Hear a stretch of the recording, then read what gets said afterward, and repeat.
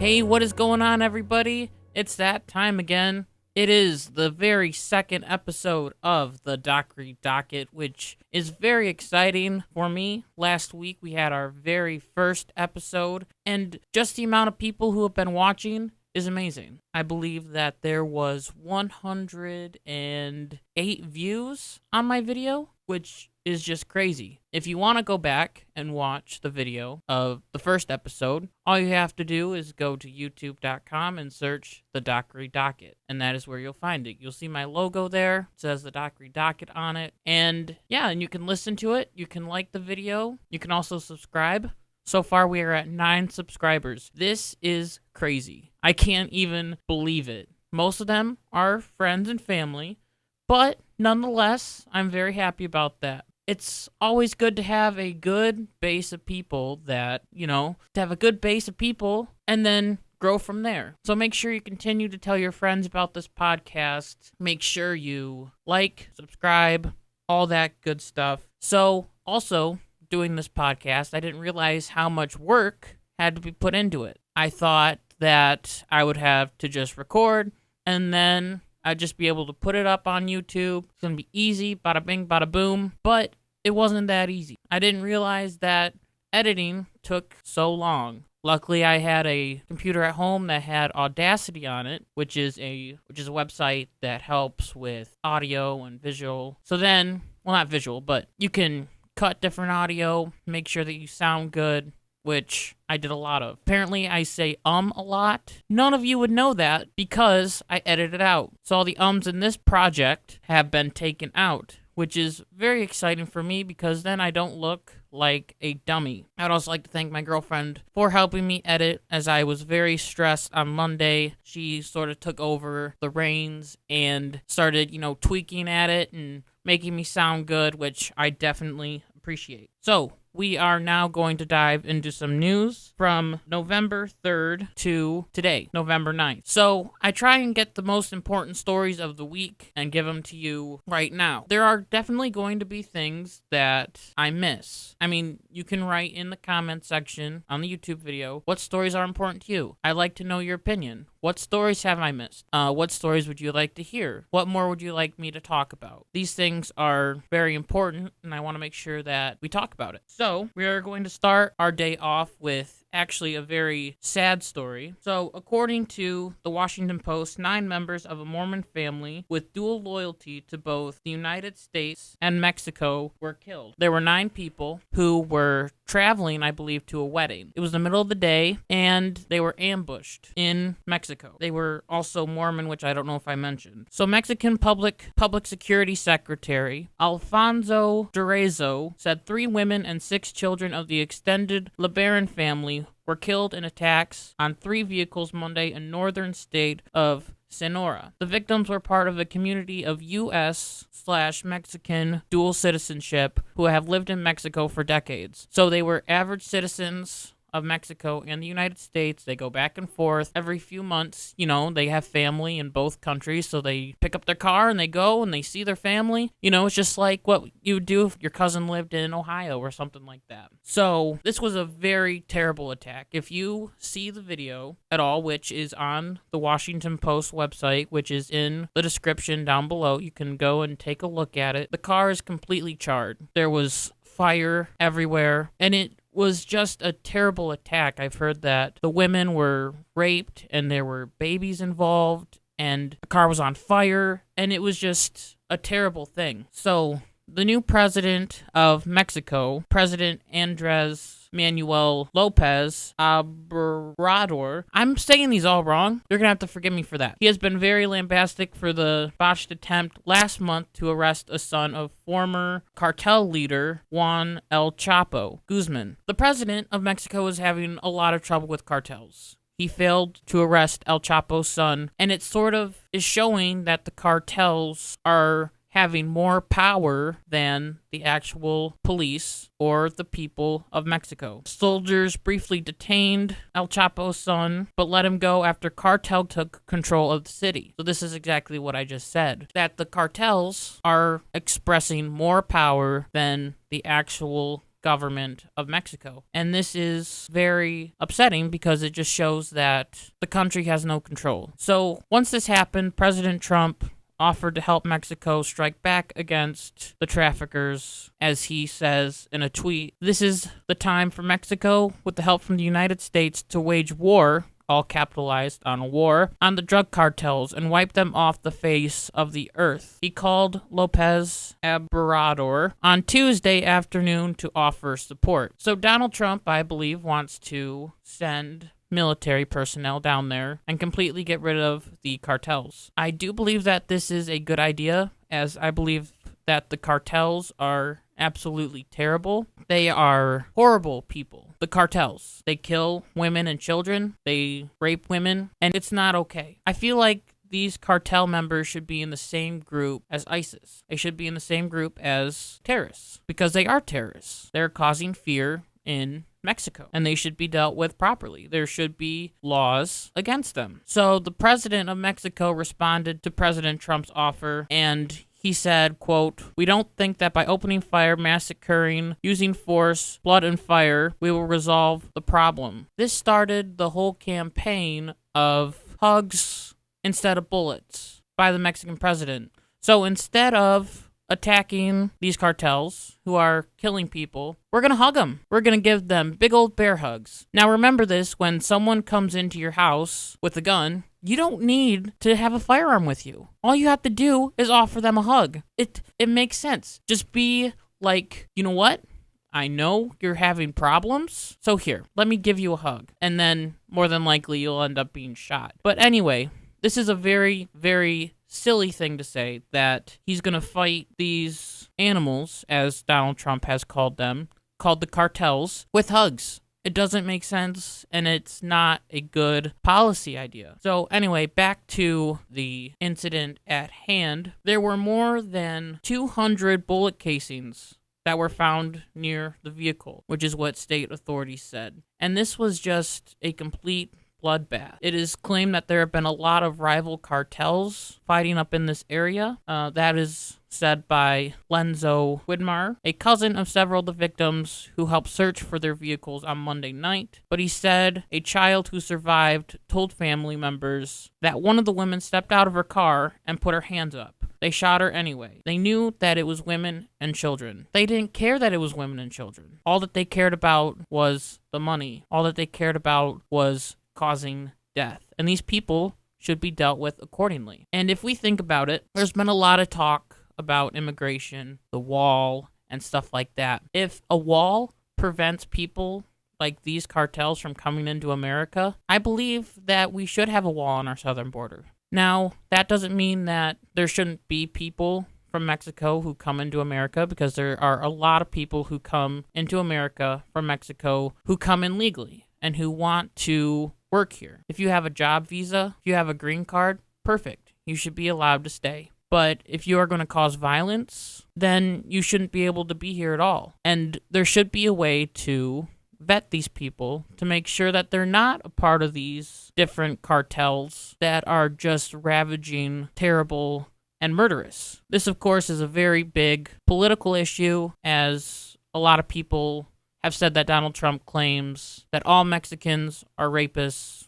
murderers, but I believe that the cartels are. The cartels are rapists, they're murderers, all that stuff. And I want to make that very, very clear. Mexican citizens, they're great. If they want to come into our country legally, they have the opportunity to. But the cartels, they should not have an opportunity at all to come into our country. And there should be a way of stopping them from coming in. So with this event, it's very horrific, it's very tragic, and it's very sad. There are some heroics that happened, and that came from 13-year-old Devin. 13-year-old Devin was involved in this massacre. He watched his mother die, and then he hid his 6 surviving siblings in the nearby bushes. Kendra Miller, the sister-in-law of Nita Miller, who passed away, said the boy covered them with branches before he set out to La Mora for help. He reached the village at 5:30 p.m., she said,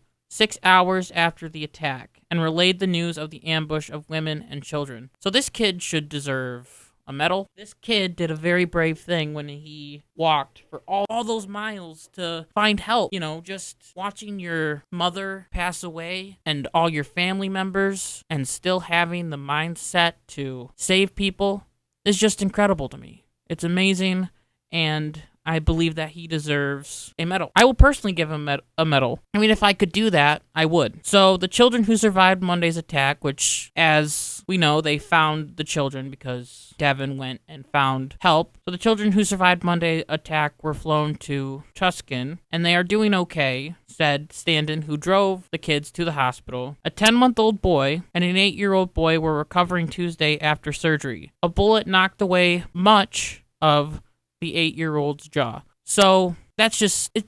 This story just made me so sad. I could barely even read it. There's a lot more in the Washington Post article, so I encourage you to go read it.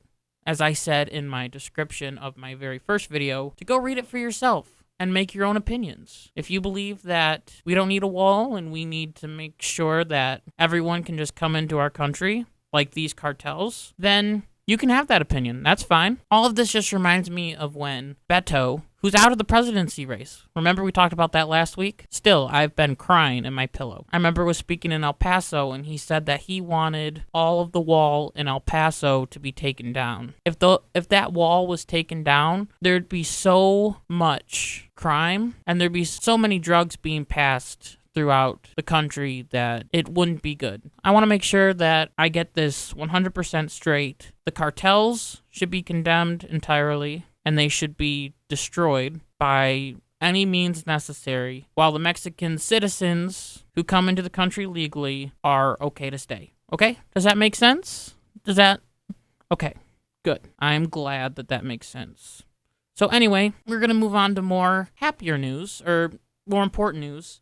So Project Veritas, which is a company that sort of releases very sensitive information about different news networks, other things like that. They've had interviews with people on CNN saying that the Russian investigation is a nothing burger, and they also have different people just talking about how terrible it is at CNN and stuff like that. So, happened with ABC said that the story wasn't good enough. What is the story? This story was about Jeffrey Epstein. So apparently 5 years ago, or 3 years ago, ABC had news about Jeffrey Epstein and what he was doing along the lines of Pedophile Island, Bill Clinton, and all that stuff. So Project Veritas on November 5th released a video of ABC's Amy Robach, who is an anchor for Good Morning America, saying that a major story that she had about Jeffrey Epstein 3 years ago, which reportedly named both Bill Clinton and Prince Andrew as the wealthy pedophile's friends, was killed by network executives who told her that the story was not ready for air. Now, if you watch this video of Amy Robach talking, you can see that she's very frustrated. She's angry. It almost seems like she has tears in her eyes, as if something that she had could have prevented something so bad from happening. You know, if this story was released 3 years ago, then Jeffrey Epstein would have been taken into justice. How many women could Jeffrey Epstein have raped in 3 years? How many underage women could have been saved from Jeffrey Epstein's grip because of this story and the people realizing that, hey, this Jeffrey Epstein character isn't very good. So in this video, Amy Robach says, I had this interview with Virginia Griffer, was a person who was sexually assaulted by Jeffrey Epstein, and Robach says, is seen explaining of the alleged Epstein victim. We would not put it on the air. I was told, who's Jeffrey Epstein? No one knows who that is. This is a stupid story. Robach continued. We convinced her, meaning Virginia Griffer, to talk to us. It was unbelievable what we had. Clinton, we had everything. She's admitting there that they had dirt on the Clintons. I had it 3 years ago, she said. So this story was covered up by the media. And it makes me wonder, what other stories are they trying to cover up? You know?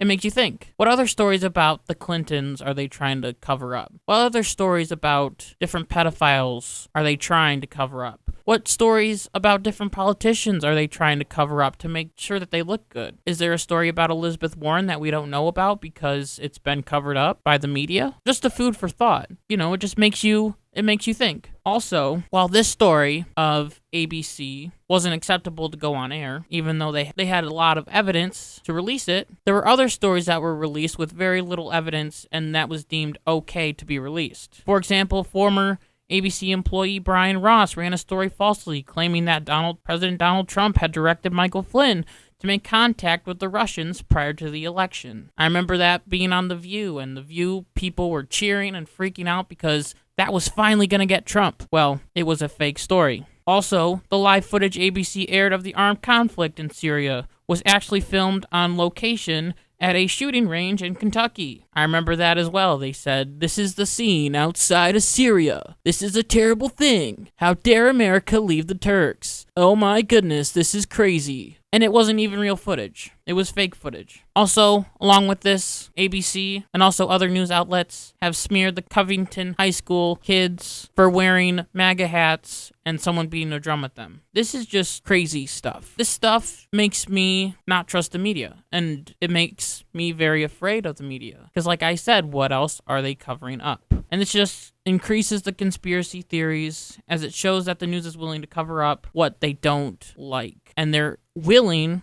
to cover up for the crimes of whoever they want. It makes us wonder what else they're hiding to protect higher-ups like Bill Clinton, Prince Andrew. Also, we must remember, talking about Jeffrey Epstein, I haven't been sleeping for a few days. Don't worry, this all will tie back into Jeffrey Epstein. So I haven't been able to sleep for a few days because I've been constantly thinking about stuff. And there's just a lot of questions that have been running through my mind. And just one of them that just keeps beaming into my mind is, how do people believe that Jeffrey Epstein killed himself? It doesn't make sense at all. You're on suicide watch and you commit suicide. How is that possible? I don't understand it. He barely had any blankets with him to hang himself. He barely had any clothes to hang himself with. So what did he use? This whole Jeffrey Epstein thing is still crazy, and it seems like the media doesn't even talk about it anymore. They're like, oh, that was the past, Hillary Clinton got away with it. I still believe that someone killed him, and I believe that a lot of people had, which it's been really fun because there have been different memes about Jeffrey Epstein. There's one with "I can't believe it's not butter," which my girlfriend calls plastic. But anyway, that's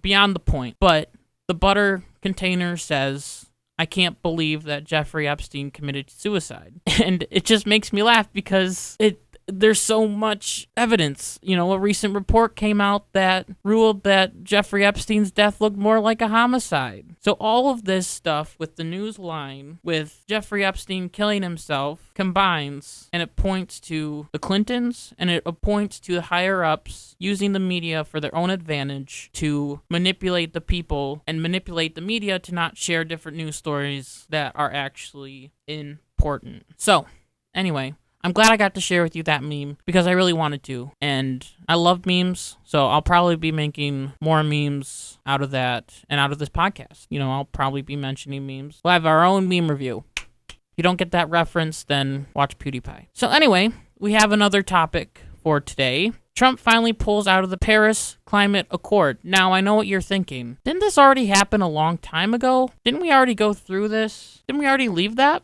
Well, Trump has called for us to leave the Paris Climate Accord for a very long time, but it had a lot of regulations on leaving, so it took a long time for us to figure out when we're going to leave. The action of Trump leaving came on the very first day possible under the Accord's complex rules on withdrawal, and this begins a year-long countdown to the United States exit. So we're still in the Paris Climate Accord, but we're leaving. We have made it clear that we are leaving. So now, researching this Paris Climate Accord, I ran across a lot of articles saying that this is a terrible thing. This is the worst thing that President Trump has ever done. It's the worst, and because of him, we're all literally going to die. So basically what the Paris Climate Accord wanted to do was for all the countries to sit in a circle, sing Kumbaya, and throw money at a problem while China, India, and other countries continue to grow their carbon emissions. America has actually cut their carbon emissions. We've relied on things like nuclear energy, clean coal, oil still, solar, wind,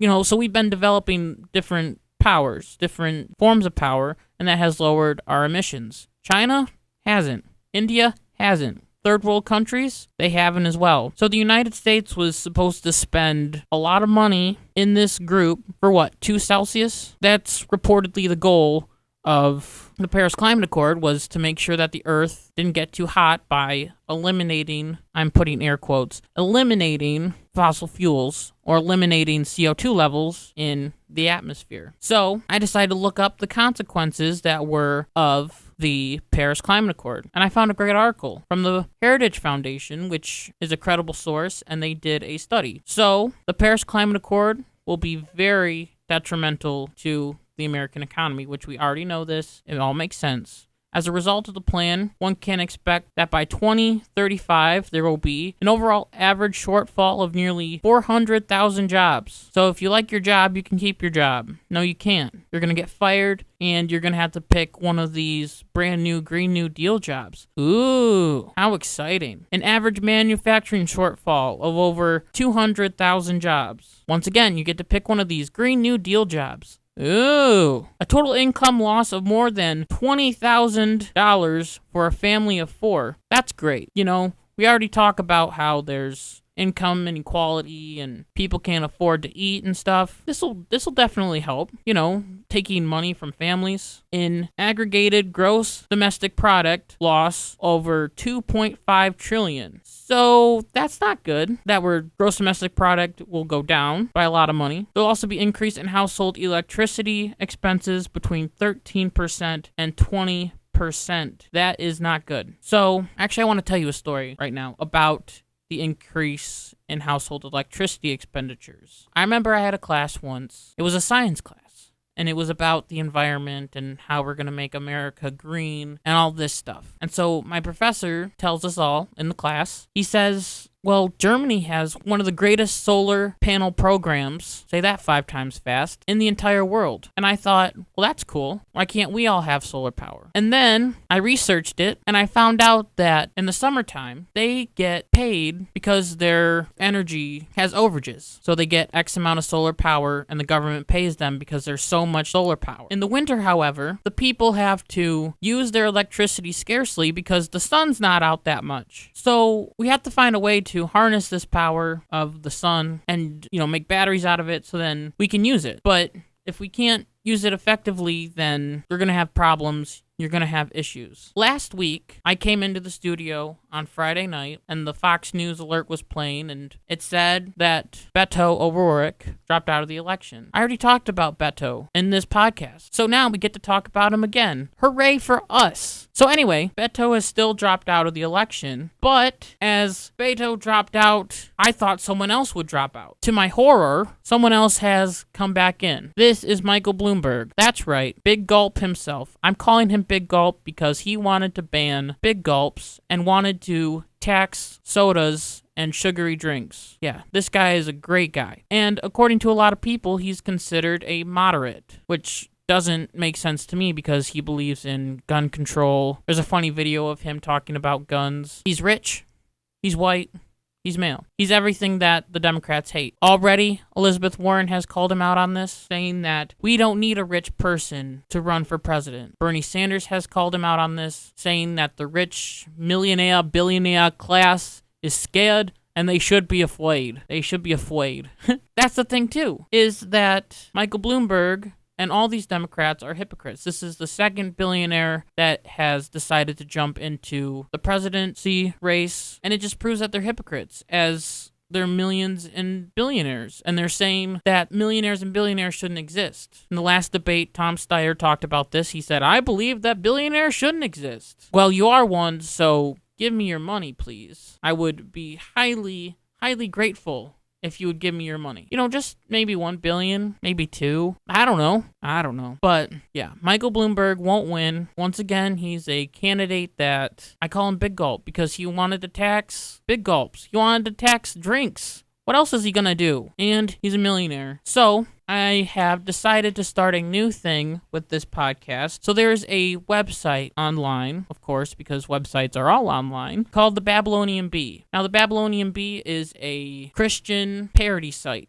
political parody, and they're fantastic. I love reading their articles. They're one of my favorite websites out there. So at the end of every one of our shows, I will go over a different article from the Babylonian Bee, and I'm going to call it the Babylonian Bee article of the week. So this week, it's talking about Michael Bloomberg, who just put his hat in, and we just talked about that, just put his hat into the presidential race. This article says, Michael Bloomberg enters race saving nation from severe shortage of Democratic candidates. Now remember, this is all satire, okay? This is not real. This is fake news, but it's funny. It's funny fake news. So the country has been faced with severe shortage of Democratic candidates. With only 5,762 candidates left to choose from, Democrats were beginning to worry they might not be able to find the worst candidate possible to challenge Donald Trump. Now, this is just hilarious because there are so many candidates who are already running for president, and it shows that the Democratic Party is not happy with Joe Biden. They're not happy with Elizabeth Warren. The crisis came to a breaking point last week, this is continuing on with the article, when Beto O'Rourke dropped out of the race, leaving the number of Democratic candidates at dangerously low levels. Thankfully, billionaire Michael Bloomberg has stepped up to the plate, solving the crisis by entering the race. "We're saved," said one relieved voter in Ohio. "I was starting to worry that we'd have fewer than 1,000 candidates left eventually." So once again, the presidential candidates for the Democratic primary have continued to fight. As I've said recently, they don't like Warren, they don't like Biden, they don't like anyone in the field. They're saying, is this the best we got? Is this all we got? Can we please have someone else who is good, not crazy, not wanting to tax everyone out of oblivion? Can we please have someone nice and cool? I think Hillary Clinton will probably win the nomination, but I've been wrong last week.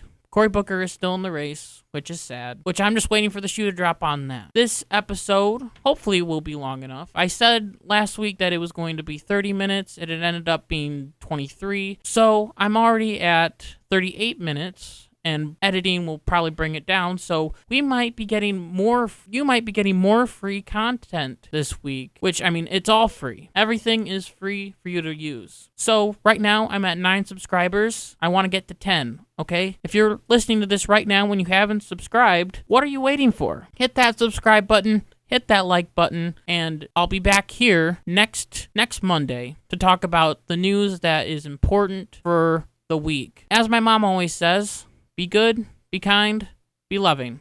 Have a great one, everyone.